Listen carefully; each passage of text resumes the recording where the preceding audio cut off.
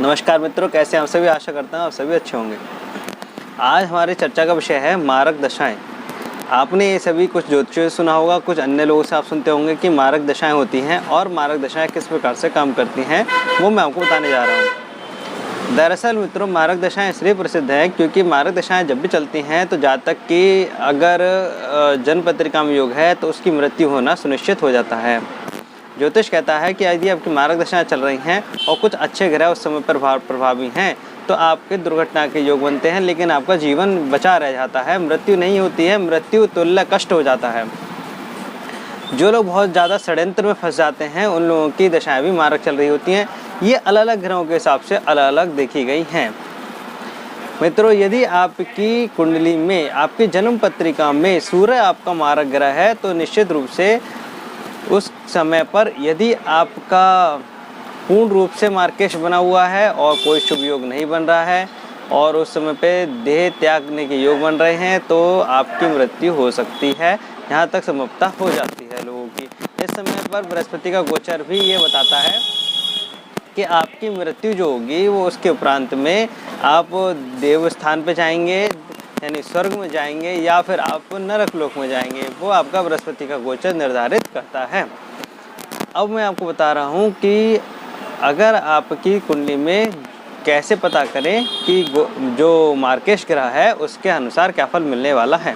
मित्रों, यदि आपकी जन्म पत्रिका में सूर्य आपका मार्केश है तो निश्चित रूप से आपके जन्म कुंडली के अनुसार आपको पिता से वियोग सहना पड़ जाएगा, आपको राज सम्मान से असम्मान हो जाएगा, आपका मानहानि हो जाएगी और हो सकता है देशद्रोह जैसा आरोप आप पर लगे।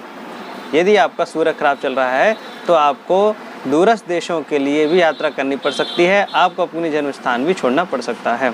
चंद्रमा के मार्केश होने पर आप देखेंगे कि आपके जो माता है उनसे संबंध बिगड़ जाते हैं, माता का स्वास्थ्य ठीक नहीं हो सकता है, माता से विक्षोभ हो सकता है, माता को ज़्यादा कष्ट हो सकता है, यहाँ तक कि आपको बहुत मात्रा में, बड़ी मात्रा में आपके मन को दुख हो सकता है, आप वैराग्य में जा सकते हैं, आपको मन को बहुत ज़्यादा कष्ट हो सकता है इस दशा में। यह दशा बहुत ज़्यादा अच्छी नहीं मानी गई है क्योंकि इस दशा में व्यक्ति वैरागी हो जाता है, संसार से उसका मोह भंग हो जाता है।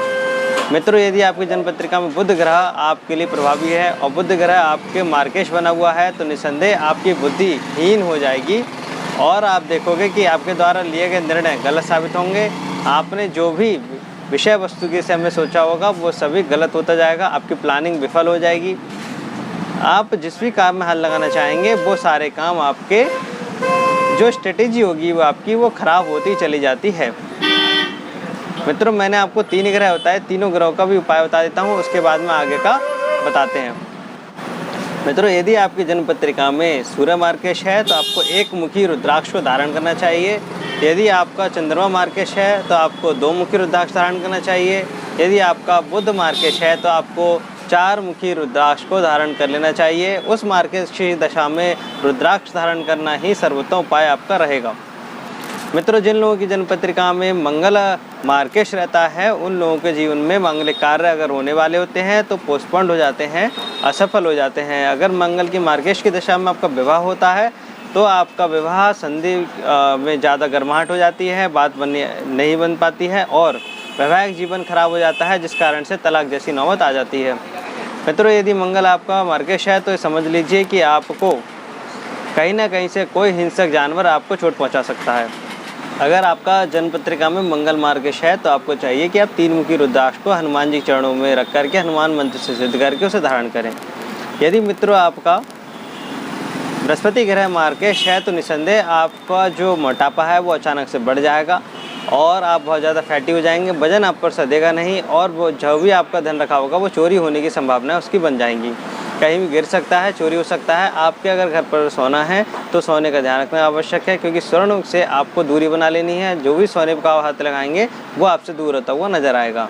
मित्रों, इसका एक ही उपाय है, यदि आपको अगर ये हो रहा है तो आप भगवान शिव और पार्वती की संयुक्त रूप से आराधना करें और 5 मुखी रुद्राक्ष की माला गले में धारण करें, इससे आपको बहुत ज़्यादा लाभ प्राप्त होगा। यदि आपकी जन्म पत्रिका में शुक्र ग्रह मार्केश है तो निसंदेह आपको पत्नी आपसे रुष्ट हो जाएगी और वो दूर हो जाकर चली जाएगी, लेकिन इसमें जो है तलाक नहीं होता है, दूर होकर चली जाती है। डायबिटीज जैसी संभावनाएं होने की आपको संभावना बढ़ जाती है। यदि आपका जन्म पत्रिका में शुक्र मार्केश है तो आपको विदेश यात्रा करनी हो सकती है, लेकिन उसका कोई फल नहीं मिलेगा, कष्टदायक यात्राएं होंगी और धन आने की प्रबल संभावनाएं बनेंगी। मित्रों, हार्मोन्स की इसमें कमी होती हुई बहुत ज़्यादा देखी जाती है महिलाओं में, तो इसीलिए शुक्र की महादशा में, शुक्र की मार्केश दशा में आपको ये सतर्कता बरतनी है। इसके बाद आता है आपकी जन्म पत्रिका में, इसका उपाय जो है वो छमुखी रुद्राक्ष को माता लक्ष्मी के मंत्र से सिद्ध करके आपको धारण कर लेना चाहिए।